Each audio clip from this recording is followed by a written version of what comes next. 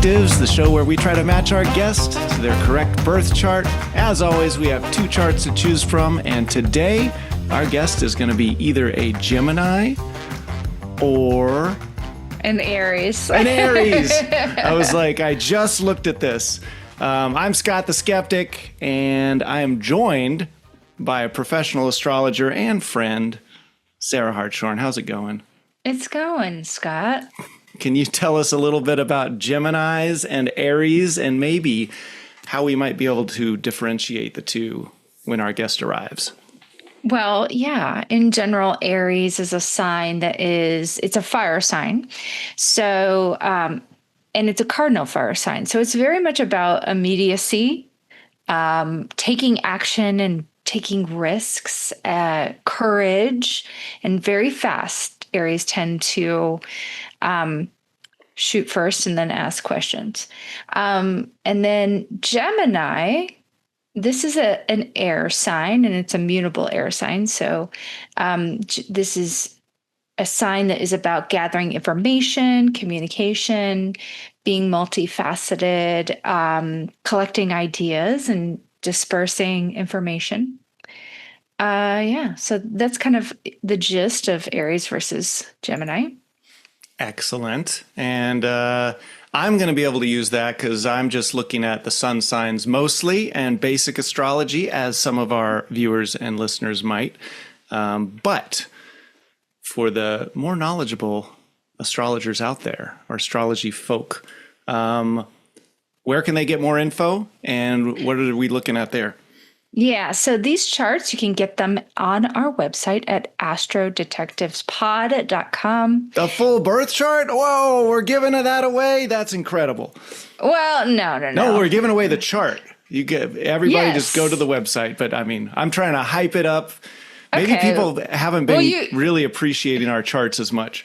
Well, okay, so you can get the charts, on our website. But if you sign up for our Patreon, you can get the full chart with the birth data. So you can actually kind of, if you have a special way that you like to pull charts or look at solar returns and all that kind of fun stuff. Look for transits. Mm-hmm. See, yeah. I know about transits. Things like that. So, but yeah, that's where you can get the charts. Now, what else is different about these charts? Is that what you were going to ask me? Well, I just really wanted to express how excited I am that the full birth data is available on the Patreon. That's new. That is new this season. Yes. Yeah. Sarah used to slave away just like making different charts for different, I don't know, the different way they want to draw the chart. I would do like transit charts and all sorts of charts. And it took like an hour to do all that. And so I'm happy that I can just publish the charts we have. We put them in whole sign and Placidus on our website. And so if you want more than that, please sign up for our Patreon so you can play along. Do it yourself. Drop any time period, any transit that you want to look at. Yeah. If they say I had a tough time in high school, you can go back to their high school years and see what was going on based on the birth date. Yes. All right. So to fill in these charts a little bit more, so our Aries is an Aries sun with a Virgo moon and a Cancer rising. So that's a variety there. What really stands out to me, though, about the Aries chart is they have a fire trine. They have their sun in Aries, which is an exalted position, which means it's really helps out their sun's placement.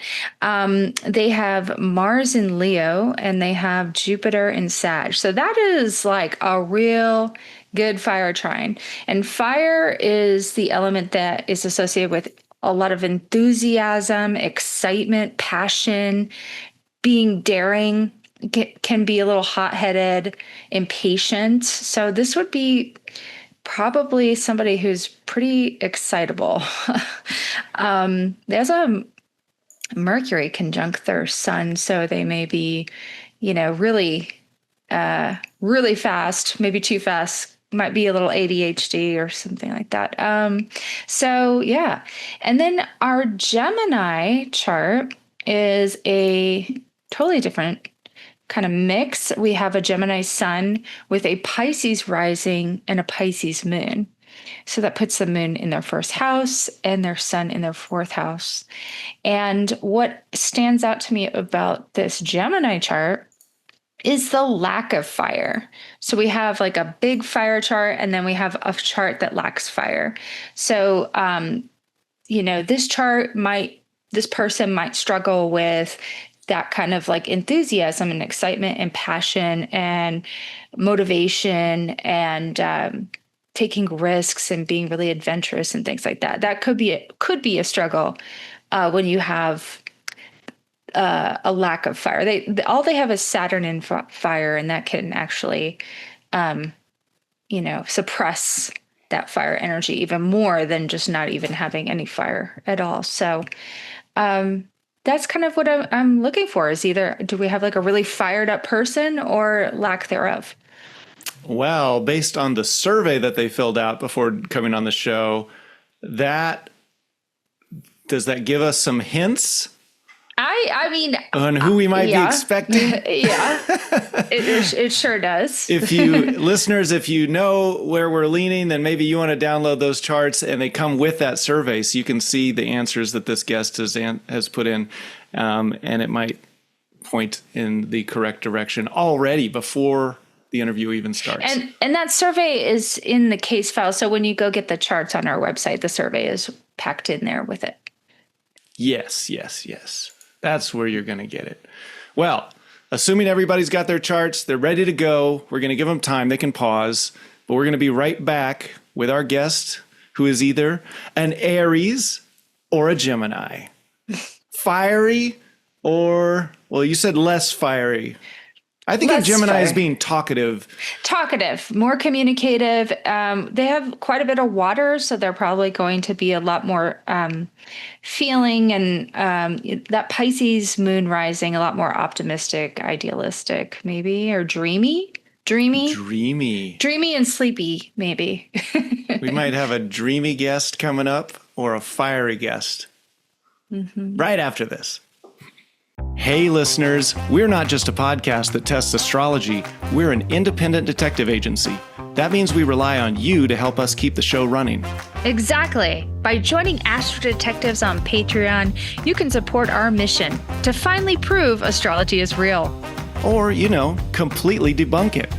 Here we go again. One thing we can agree on, AstroDetectives is the only place you'll find astrologers and skeptics working together, like a buddy cop movie you didn't know you needed. And trust me, detective work takes time, gathering evidence, late night stakeouts, solving cases, especially when Mercury's retrograde. Okay, you can't blame Mercury. The first step is easy and free. Just follow Astro Detectives on Patreon to get access to our debrief episodes, where the conversation continues after each case ends. We break down what went right and what went wrong. And if you want to fast track your training, become a rookie detective for only $3 a month. You'll unlock exclusive bonus episodes, plus early releases and the top secret case files sent straight to your inbox. Or for just $1 a month, we'll make you an Astro intern. No compensation per se, but hey, you'll gain valuable detective experience and that warm, fuzzy feeling knowing you're helping us keep the lights on. So if you like what we're doing and want to support us, head over to patreon.com/astrodetectives and join the investigation today.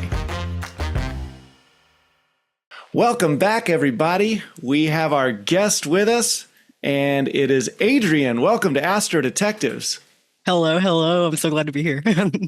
We are very glad to have you, and we want to start with, where are you joining us from? So I am here in the lovely valley of Asheville, North Carolina. You know it from last year's Hurricane Helene. Doing a lot better, still in recovery. All right. Wow. What do you like about Asheville? So I was born here and raised here, and then left, came back, and left again. And then I just moved here recently for the third time. My wife got a job here, so I was like, heck, let's just go back. Just can't stay away. It's like it keeps pulling you in. Calls me home, Were you trying to get away before? Like, what was drawing you? Not necessarily. I went away for college, and then I had a pretty weird upbringing. I'm sure we'll go into that. But we were kind of nomadic if you will. So I didn't really have a choice in that part, obviously. But going away for college and lived in where my wife is from, which is Northeast Tennessee. So not super far from here, but Hmm. still, we lived away for a while. Moved out to the city because we just didn't, neither of us really knew what city life was like. And then just came back. So I guess I just kind of wanted to explore. Uh-huh. Yeah. Well, let's get into that nomadic upbringing. Tell us about it. Yeah. So, no ages, but as a kid, I lived with my great grandmother because my family, both my parents were really bad addicts. Um, she passed away when I was young, and then I went into the custody of my cousin slash aunt. I'm not sure how she's related to me, but she was also an addict and her partner. So they took care of me growing up. And it was just really, with my aunt being an addict, also a thief, an identity thief. Ooh. She did all sorts of crimes. But other than the whole moving around a whole lot, I actually, because of her crimes, had a decent decent monetary upbringing for a while, which I hate. I hate to say it that way. But over time, she, goes in and out of jail, is as criminals do. In the times when she's in jail, I'm under the custody of her partner, who was incredibly abusive. I'm cool with it now, by the way, so I don't mind to talk about it. But yeah, she was incredibly abusive, and then I had to somehow get back in contact with my blood family because. Oh God, I'm skipping a lot of steps here. Do we need to take a break? Do I need to fill No, in yeah, I any mean, you're details? doing a great job covering a lot of territory. And Thank you. then Sarah and I can ask some specific questions if we need to as you go along. But yeah, please continue. Gotcha. Okay, cool. So, my aunt being a criminal was kind of obviously like black sheep of the family. Didn't really talk to the other family, and I. It's probably like a narcissism thing to keep us separated. But I did not have contact with my mom, dad, or blood family on that side for lots of years. And then I got back in contact with my sister, specifically my only full blood sister, both same mom and dad. I have other siblings that are not full, but she's my only full sister. We got back in contact, and I told her kind of how bad everything was there, and we all conspired to get me to move back in with my mom, who had been like 7 or 8 years clean at this point, because she was pregnant with my younger brother. So she quit using cocaine, quit using drugs, and got fully clean, and then took me back in. So after that, I had a relatively normal human life, going to college and all that stuff. Right, everything feels normal after that, I guess. Yeah, relatively. I guess comparing the two, if you were being raised in an alcoholic environment versus a criminal environment, how were those different, or did you, did you compare them at all? Thinking, well, this is worse that I'm experiencing this. I left this environment and now I'm in this one. And eventually you did go back, but can you kind of talk about your feelings about being in each one of those? So I never actually lived with my addict parents, at least not to where I can remember it. I was so young when I moved in with my great grandma that I don't have memories before that. Oh, okay.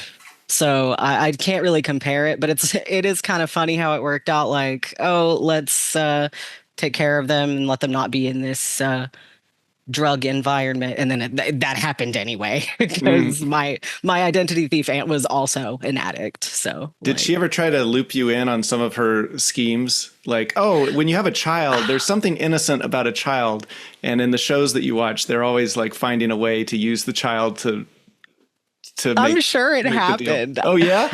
I don't remember like specifics, but I do know like security camera footage was a big thing, and they had to I remember, oh my God, I must have been, I don't know how specific I can get with the ages, but very young. She permed my hair, and I had bangs, so I had this gigantic puff ball of bangs on my head at childhood age to hide from security cameras.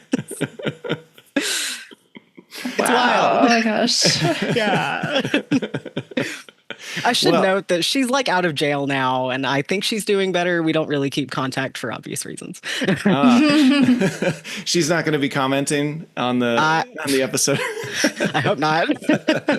She might. What if we had a reunion? Oh my God.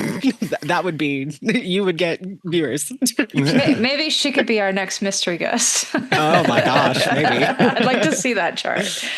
Well, right. Let's say, like, from all of that, can you kind of like describe your personality? That sounded like a lot of action going on in your childhood. Was that something that felt stressful or exciting, or finally I get to relax? Like, where are you now?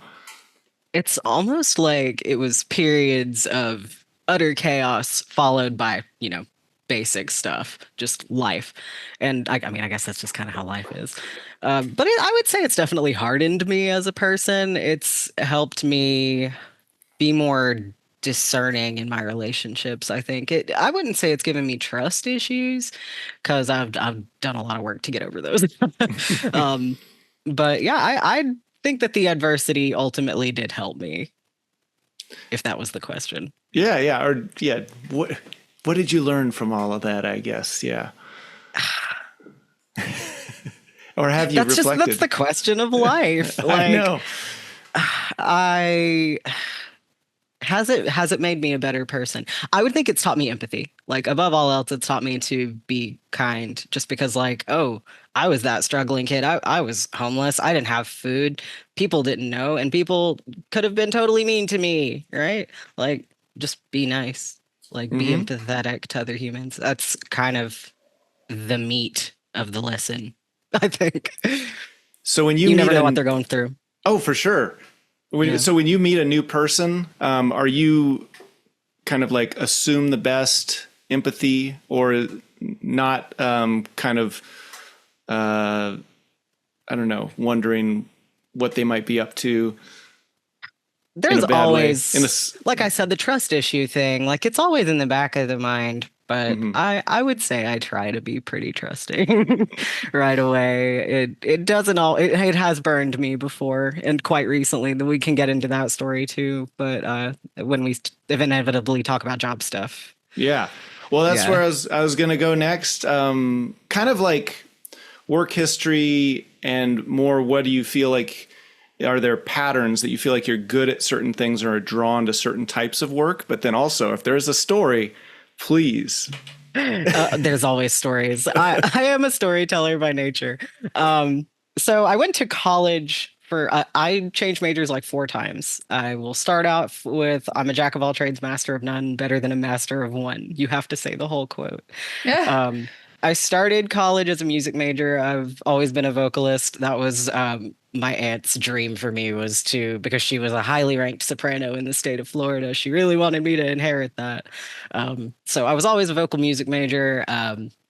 Realized that I didn't like diva life, and I switched to computer science because I was always good with tech. Hated it. Swapped to art. Hated it. Swapped to animation and moved. That's when we moved back to Tennessee. Ended up finishing a degree, getting my bachelor's degree in digital media with a focus in 3D animation, kind of like Pixar level video game kind of stuff. Had a job in that for a while. Hated it. Ended up going back the computer science route, took a boot camp course in software engineering, and then that's when AI happened. Couldn't get a job. That was like 2 years ago. Ended up finding my way into IT support, like help desk, through a friend of a friend, and did that for about 1.5 years. Paid really well. Hated my whole life. Like full-time helping ungrateful, mean people on the phone halfway across the country. Not for me.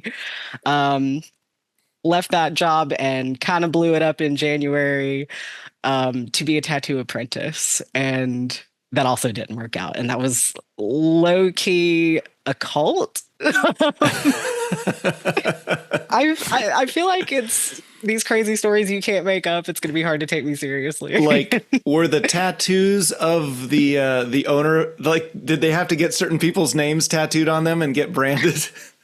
No, but the lightning bolt logo, they did. They all had a lightning bolt logo on their hands, and I still joined them knowing that.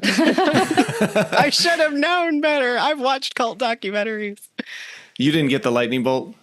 I did not. I got my mentor tattooed a tiny little spaceman on me, and I'm gonna be getting it covered up.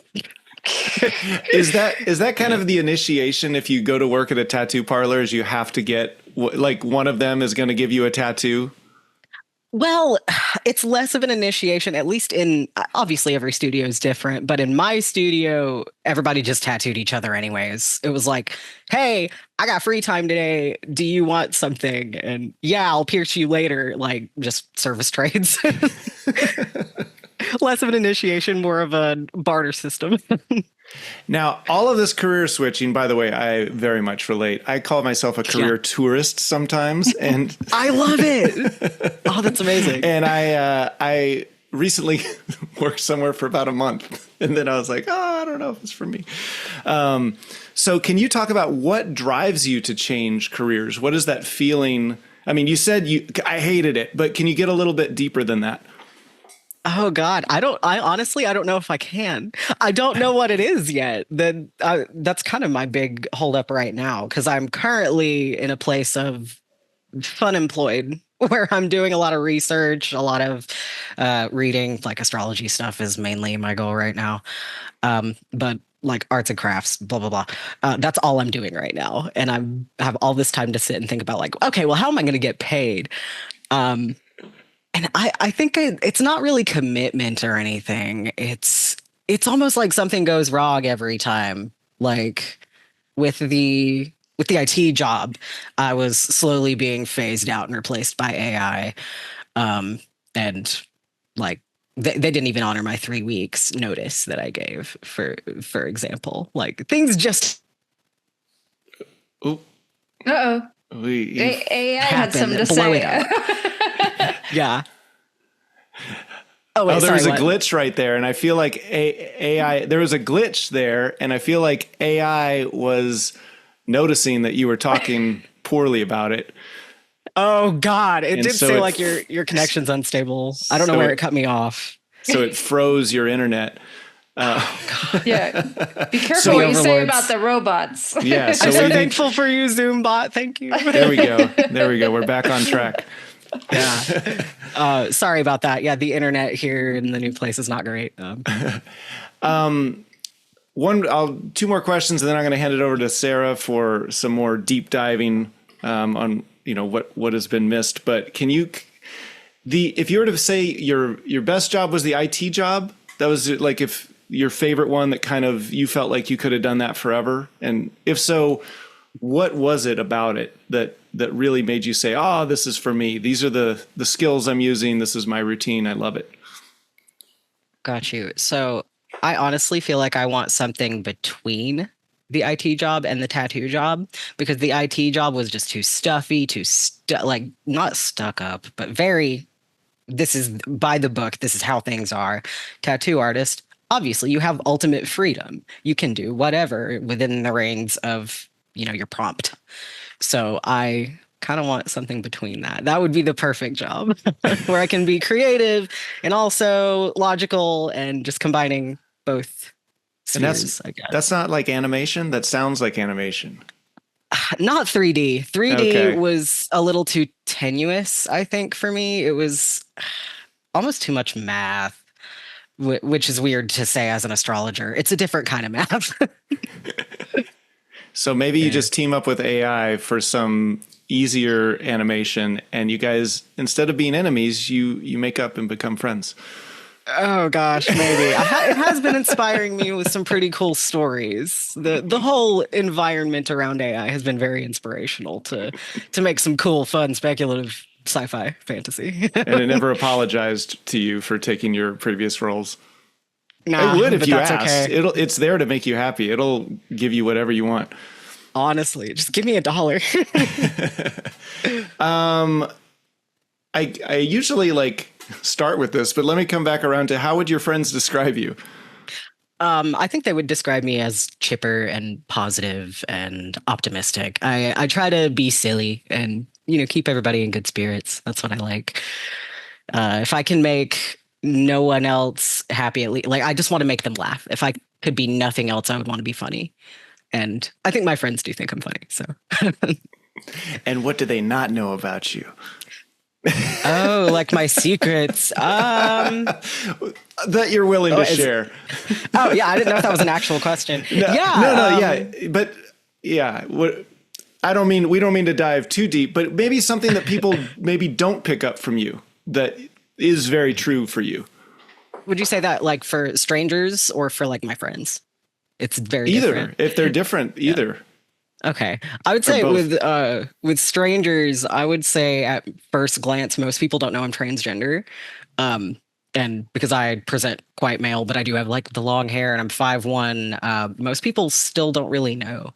So that is a hidden deep secret if you want to put it that way.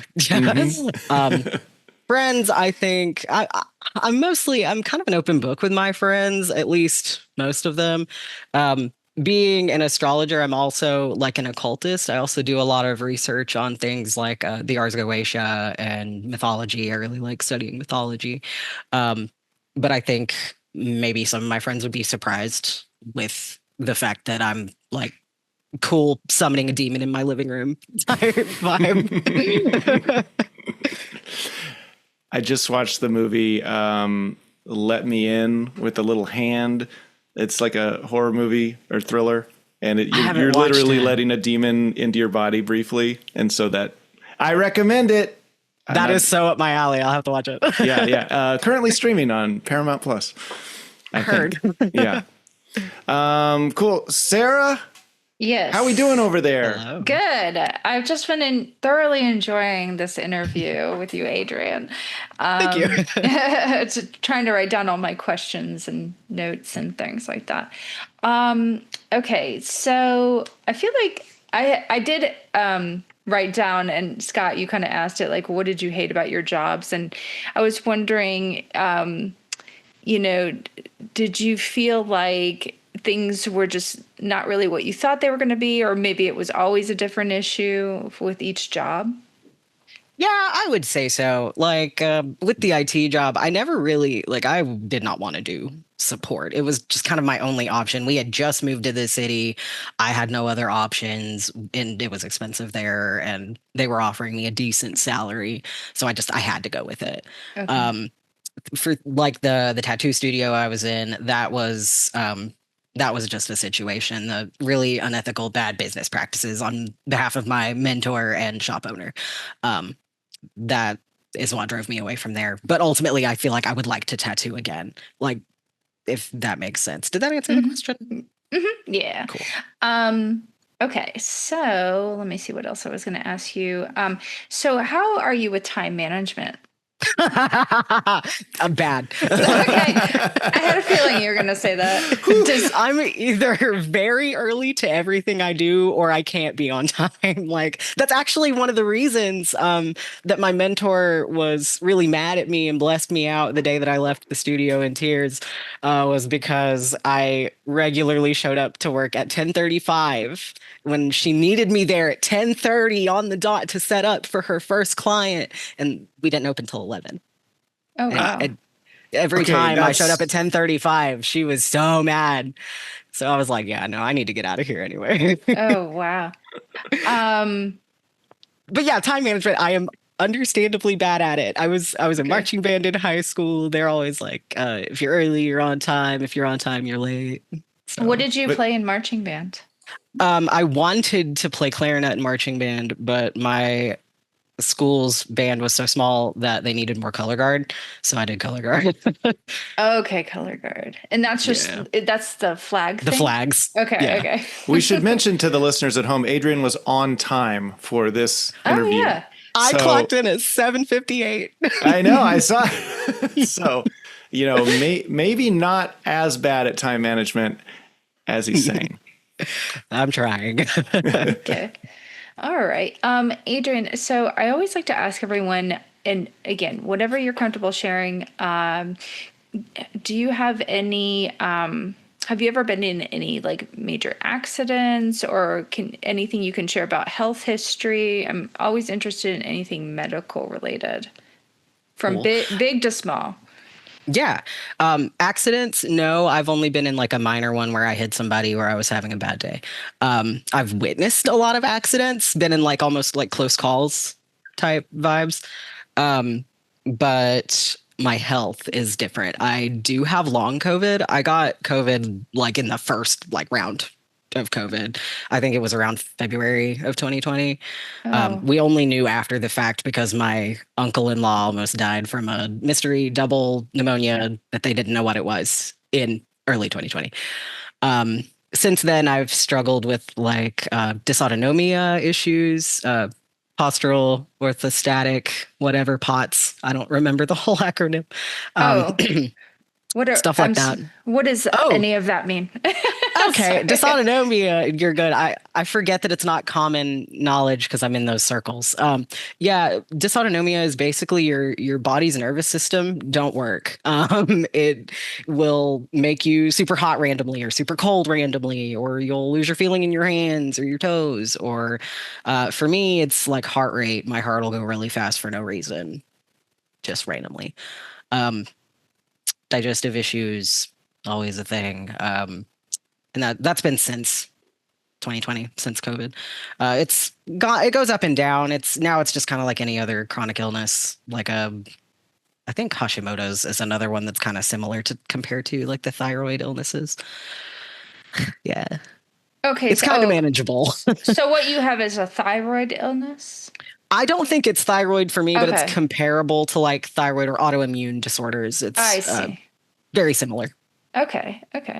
Also, I'm not a doctor. Please don't listen. Me neither. Yeah. Do you struggle with fatigue? Yes. Okay. Pretty commonly constant. Yeah. Okay. So what does that look like for you? I'm just always tired. Okay. But how much of that is me being tired and how much of it is burnout from a world on fire? Hard to discern. Hard to tell. I think the world is tired right now. Yeah. Did you have that fatigue before long COVID? I wouldn't say so because, like I said, I was in marching band. They keep you active. I don't think that it was really an issue growing up for me. Okay. Now, viewers may notice that you have a very bubbly personality. How does that contrast with feeling the fatigue? Do you like, as soon as this is over, you're just going to want to lay on the couch and watch something? Yeah, precisely. Okay. It's like I borrow energy from the next day when I do something big. So you can get the energy going when it's necessary. Yeah, precisely. Okay. It's are you familiar with spoon theory? No. Or perhaps spell slots in D&D? They're very similar concepts. Basically, every day you're every day you wake up with 10 spoons or how many ever spoons.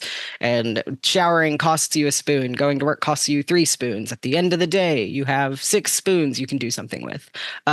Chronically ill people wake up with like a spoon and a half. And that's very much how it is. Day to day, you wake up with different spoons, different number of spoons. And, oh gosh, lost my train of thought. Sorry. Every day you wake up with a different number of spoons and different tasks take a different number of spoons. If you like tomorrow, I know I'm not doing anything. This is going to take a lot of my energy. I'm going to rest all of tomorrow. I'm taking all of tomorrow's spoons for right now. Okay, I've heard this spoon theory because I have rheumatoid arthritis and I heard it way back when. And I was just like, why spoons? What's with the spoons? I don't know where it came from, but I feel it. Like I quote that stuff. Yeah. Right? And a spoon of relief. I would think the energy bars or something. I have 10 energy bars would be easier to count. Battery packs almost. Yeah, 10 batteries. Yes. Yeah. Yeah. Okay. Yeah. But you get it. I heard it long ago and I thought it was really ridiculous. And I just heard it some obscure place. And I just thought, that won't last. But now I've heard a couple of people say it recently, and I'm like, what? The Catching spoon on. thing. It makes me think of the Matrix, the spoon thing. Okay. Spoon bending, yeah. Yeah. Okay, so next question is I want to know how you handle anger. Like, what makes you angry, and how does your anger come out, and how often does that happen? That's such a good question because it's really hard to piss me off. I don't really get angry very often.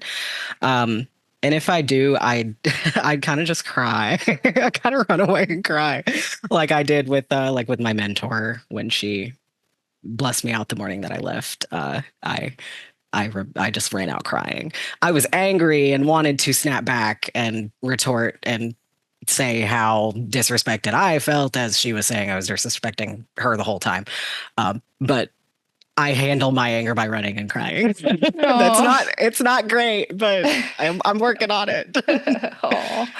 On a different level though, I'm like if I'm I guess it's probably more stress. Never mind. I was gonna say I'm pretty good at handling like stressful situations and Okay. staying like level headed, trying to breathe through it, use, coping techniques and all that. Okay. So would you say that you're patient? Yeah, I'd say Okay. so. Patient person. Okay. Um, when you have to say something with honesty, are you blunt or do you try and soften it? Depends, I would say, especially on who I'm talking to. But I mean, I would probably try to soften it more than anything, or maybe try to not manipulate the conversation. That's not true. Find optimal word choices to say the best truth and not hurt anybody's feelings. Mm-hmm. Yeah. Do you tend to be a people pleaser? Yeah. Okay. You're so sweet. I just can't stand it. Oh my gosh. Thank Okay. you. You're so adorable. Okay. Thanks. Okay. I feel like, I mean, it's starting to become clear to me. I'm just trying to think, is there any other good questions I can ask? Have you ever been in a physical fight? Like, where I mean, I know you talked about abuse, but I mean, have you ever gotten like all hot headed and wanted to rough Oh, someone? nah, that's very not me. Okay. Yeah. Um, I was trying to okay. think back. Like I remember being told as a kid that I was about to fight somebody, but I don't have memories of that. Mm-hmm. Mm-hmm. I was about to Um, fight them, and then I blacked out somehow. I think I lost the fight. Yeah. That would be how it worked out. I've always been the scrawny, tiny nerd in the back of the classroom. I'm not gonna fight anybody. hmm. I would uh, be more likely to try to make them laugh first. um, what do you like? Sorry, I'm just trying to think how to phrase this question. It's just about like your eating habits. That's just what I'm trying to understand. Are you a healthy eater, or do you just kind of eat whatever, or are you vegan, or what? I'm kind of in between right now because I eat like garbage and I don't want to.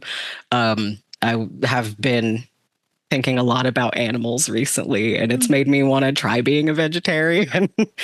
My wife was a vegetarian for like her whole life growing up, and just stopped being a vegetarian when she was in college because of convenience. And that's kind of where I'm at. I would like to maybe try to be a vegetarian, but money and time right now don't really make it pan out.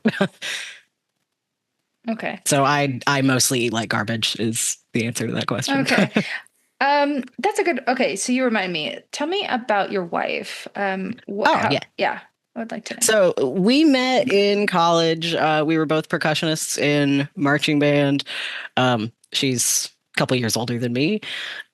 She was in a community band, and I joined that community band, and we didn't talk much at all. Just like a, hey, do you care if I play XYZ on this? Yeah, that's fine.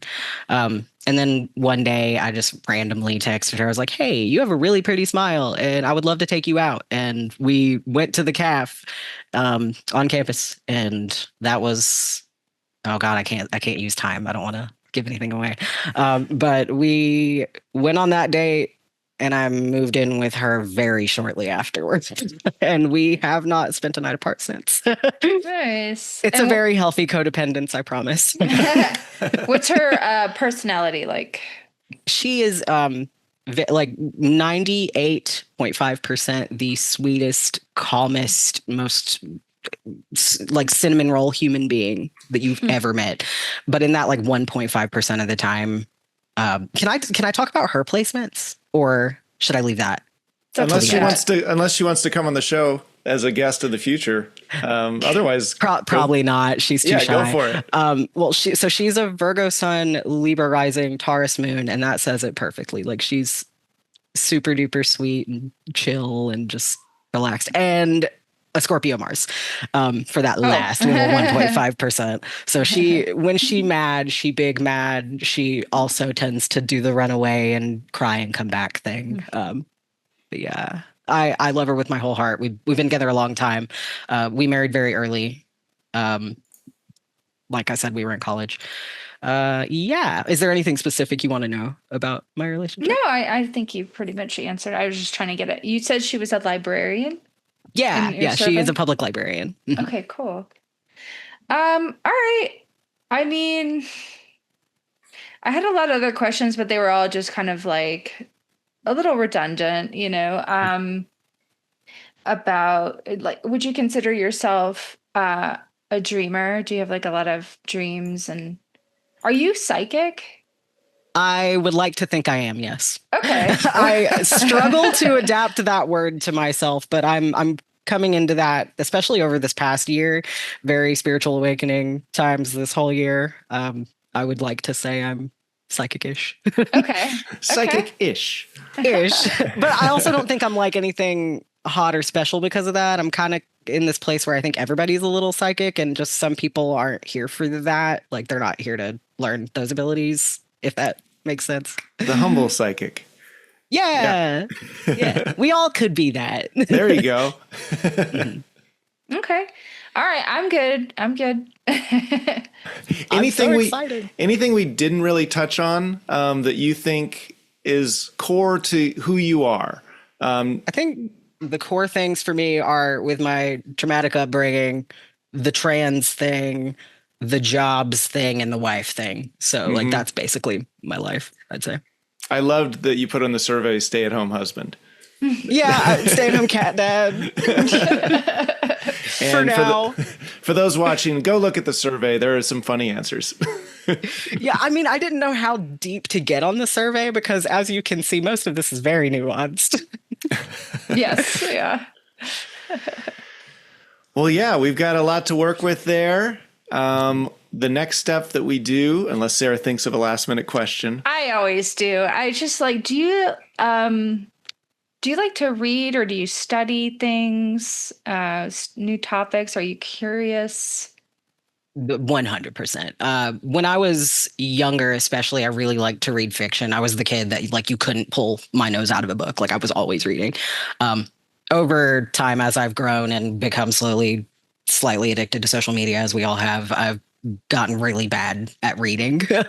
Like, reading actual novels is hard, but I do read a lot of nonfiction, like studying, especially astrology, and myth. But yeah, studying is probably my biggest time eater right now in my life.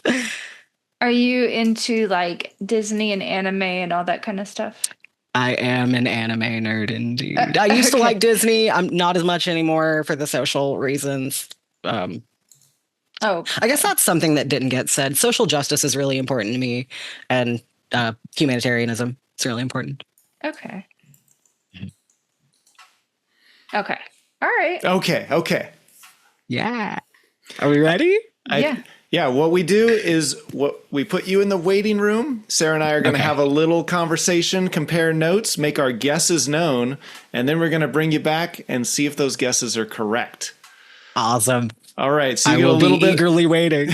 You get a little break. You can recharge, plug in one of those batteries for 5-10 minutes, and then we'll bring you right back in. Perfect. See you soon. All right. Okay, Sarah. How are we feeling? Pretty good, but no matter, like, I always feel pretty confident until we get to this moment, where like I'm either going to feel validated or publicly embarrassed,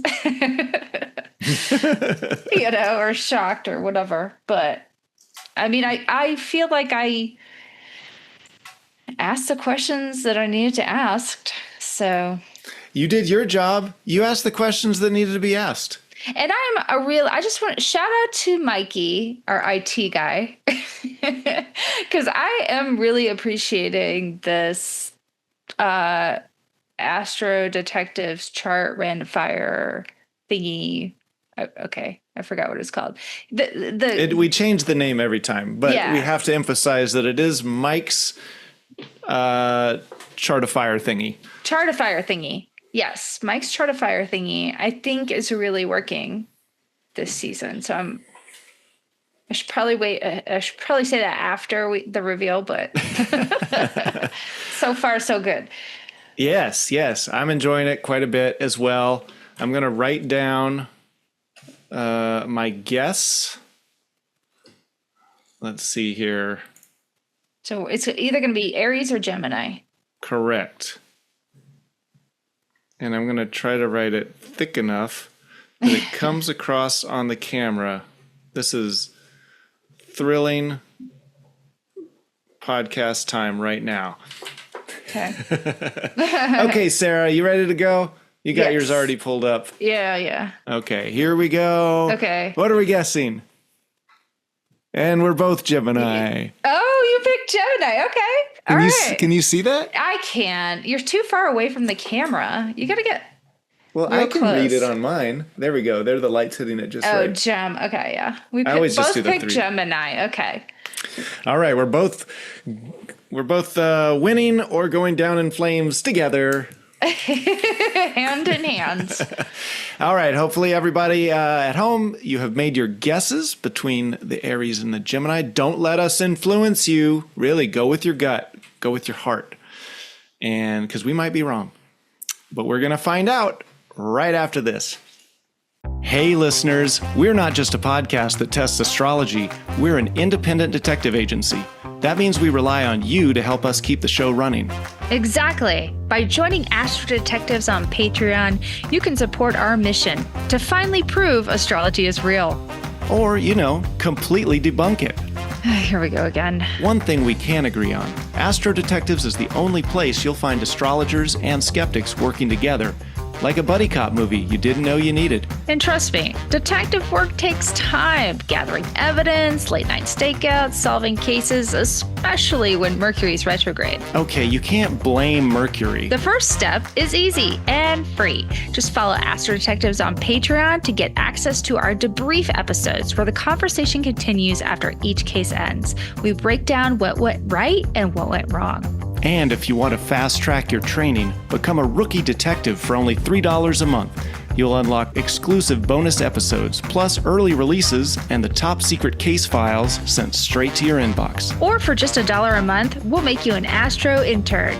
No compensation per se, but hey, you'll gain valuable detective experience and that warm, fuzzy feeling knowing you're helping us keep the lights on. So if you like what we're doing and want to support us, head over to patreon.com/astrodetectives and join the investigation today. Welcome back, everybody. We are once again joined with Adrian. Sarah and I have consulted, shared our notes a little bit, mostly Sarah's notes, and we're in agreement. We both picked the same chart, which means either Sarah really messed up or Scott's getting better at learning astrology despite my skepticism, and I'm going to be right and just be on Sarah's coattails.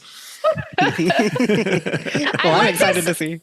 I like this because it's like you're a skeptic, but you also want to be right. So Of course I want to be right. Well, my whole thing is like, we'll get into it in the debrief, but the level of intricacy that a chart will tell you versus, who a person is. We've made our guesses, so we can spoil there. Anyway. All right. And after this, we'll do the debrief, and then we'll get into it. But for right now, Adrian, are you ready for the dramatic reveal? I am. Let's do it. Okay, the two charts we were choosing from was an Aries and a Gemini. Hopefully you're one of those. Great. Yes. We're For on the sun sign? Yeah, Yes. for the sun sign. So we're off to a good start there. We didn't have a chart mix-up. Adrian, are you a Gemini? I am a Gemini. All Yay! right. We did it. We did it. Yeah. Oh my goodness. Do you see though why I was afraid that I was going to mention some of it? Like, I feel like it's so hard to hide that I'm a Gemini. Yeah. Well, there's some things that had me second guessing in the survey, but that's what we'll get into in the debrief, and we can really, get into the right chart now that we know which one is the right chart and what led us into the right direction. But before we go for this episode, is there anything you want to plug? This can be anything you want to send our listeners or viewers to, or tell them to do something. Please vote. If you're in America, please vote. I don't care who you vote for. Go do your civic duty. Do your research. Go vote. Do it. It's good for you. I have an Instagram. It is at Guardian Astrology. That's it. Just Guardian Astrology. And I might be starting my own podcast soon. It's on that inevitable endless list of ideas that the Gemini always has on hand. I love it. Stay tuned. Follow my Instagram. And Sarah, where can people find you?